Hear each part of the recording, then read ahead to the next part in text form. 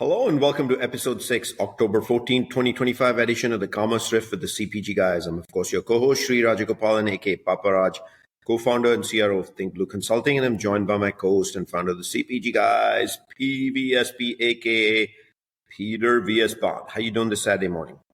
While I should probably be completely overjoyed with the fact that the Dodgers are advancing to the World Series, I'm more in awe of the fact that our beloved New York Giants actually beat the Eagles on Thursday Night Football. That, I don't think either one of us would have been running to the sports book in Las Vegas to place a bet on happening. That was just out of control. But, on the Riff, we're of course sharing our opinions of what we consider to be the most important news items from our great industry of CPG and retail omnichannel. Please follow us on Instagram, TikTok, and YouTube. Easy to find us. Just look for CPG Guys. Same across all those platforms. It's that easy. So let's get to the week, Sri. Our first topic is ChatGPT and food ordering. What's this all about? Well, the Giants certainly surprised us. Maybe now we'll start talking about football finally because they've been irrelevant for a decade and we haven't said a word. So Uber, Instacart, Target, and DoorDash are amongst 11 partners that will integrate with ChatGPT later this year, according to a Monday announcement by OpenAI, the developer of the AI-powered chatbot. The partnerships come on the heels of OpenAI's introduction of apps that people can chat with when using ChatGPT. The move is happening a few months after Fiji Simo exited the CEO role at Instacart to become CEO of OpenAI Apps. OpenAI noted that these partnerships make it possible for app developers to reach over 800 million ChatGPT users, a potentially sizable grocery delivery audience. In a LinkedIn post, DoorDash said that this partnership with ChatGPT will provide added convenience to consumers.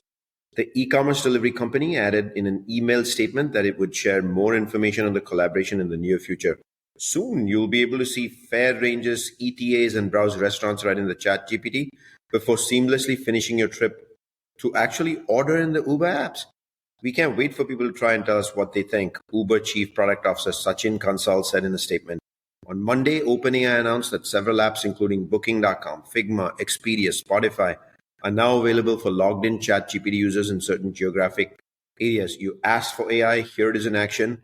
Peter, this could be scary to some, but for the consumer, this is a bonanza. What do you think?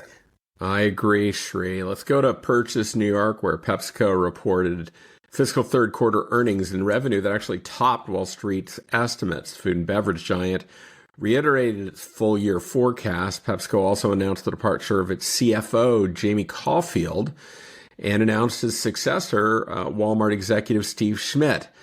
International growth offset another quarter of declining volume in North America, not an unfamiliar conversation. We've been hearing it since CAGNY back in February. But shares of the company rose more than 2% in morning trading.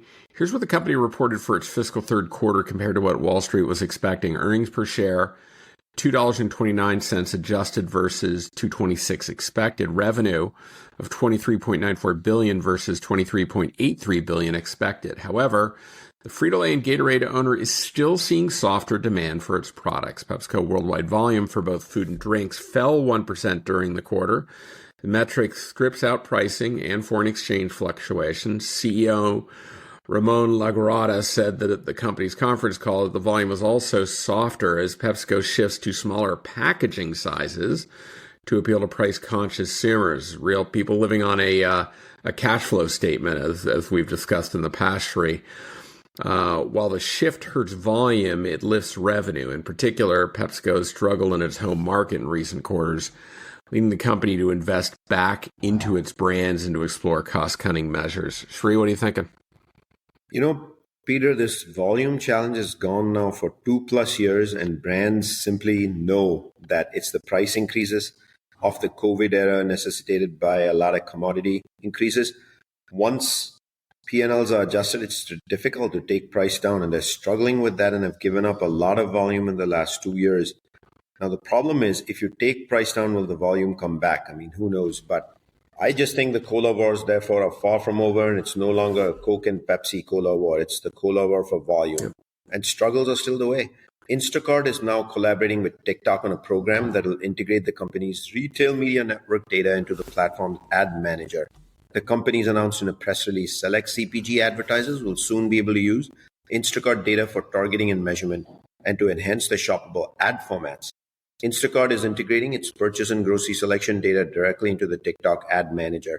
The integration makes Instacart the first RMN or retail media network to offer marketers end-to-end capabilities natively on TikTok, according to release details. The move follows other recent efforts from Instacart designed to boost its appeal to advertisers. With the TikTok integration, Instacart aims to establish itself as the most advertiser-friendly media network, providing its data to help brands reach new and motivated audiences with minimal friction. While other retail media networks have worked with TikTok on specific campaigns, Instacart is the first to work with TikTok on what we're calling an end-to-end integration. Said our friend, who's also been a guest on the show, Ali Miller, Instacart's GM of advertising, as she said to Adweek. That means advertisers would soon be able to use Instacart's audience segments to better target campaigns on TikTok's platform to reach consumers with high purchase intent. Additionally, they'll be able to enhance shoppable formats through TikTok's Smart Plus campaigns, which are integrated with Instacart grocery selection data.